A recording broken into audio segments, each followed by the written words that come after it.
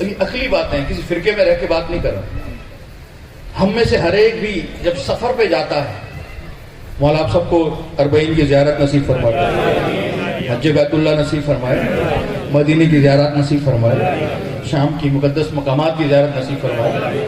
اچھا، جب آپ جائیں گے، ایک شخص جا رہا ہے حج کے لیے، جا رہا ہے زیارات کے لیے، عام آدمی بھی، وہ بھی اتنا شعور رکھتا ہے کہ اپنے گھر والوں سے کہہ کے جائے گا میں تو جا رہا ہوں، لیکن میرے بعد جو معاملات ہوں، یہ میرا بیٹا ہے، جیسا یہ کہتا جائے ویسے ویسے کرتے جانا.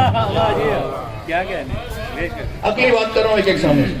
بیٹے کو بلائے گا، بلا کے سمجھائے گا بیٹا ایسا ہے کہ فلاں تاریخ کو بل آئے گا، وہ بل بھرنا ہے، فلاں شخص پیسے دے کے جائے گا، اس سے پیسے لینے، لکھ لینا اتنے دے کے گیا، فلاں شخص کو پیسے دینے، فلاں سامان کم ہے وہ سامان پورا کرنا ہے.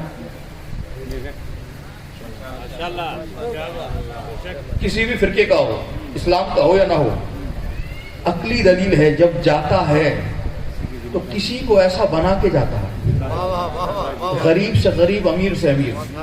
ایک بادشاہ، یہ تو غریب کی بات ہو، بادشاہ کیا اپنا نائب بنائے گا حاکم؟ ہاں، اس کے نائب کو تو باقاعدہ تیاری سے پروان چڑھایا جاتا ہے. یہ ولی عہد سلطنت ہے، اس کی تعلیم و تربیت کا خیال رکھا جائے، اس کے مزاج کا خیال رکھا جائے، اس کی باتوں کو مانا جائے، اسے یہ علوم سکھائے جائیں، یہ بہادری کے گر سکھائے جائیں.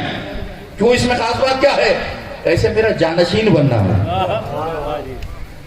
یعنی بادشاہ سے لے کر فقیر تک ہر ایک جانتا ہے جب جاؤں گا تو جگہ خالی چھوڑ کے نہیں جاؤں گا، کسی کو معین کر کے جاؤں گا، بتا کے جاؤں گا کہ میرے بعد یہ کام ایسے ایسے کرنا ہے. دنیا والوں جب منہ اٹھا کے کہہ رہے ہو ہم نبی جیسے ہیں، ہم نبی جیسے ہیں، منہ اٹھا کے کہہ رہے ہو تو تم تو اپنا جانشین معین کرتے ہو. بتاؤ پھر نبی نے معین کیوں نہیں کیا؟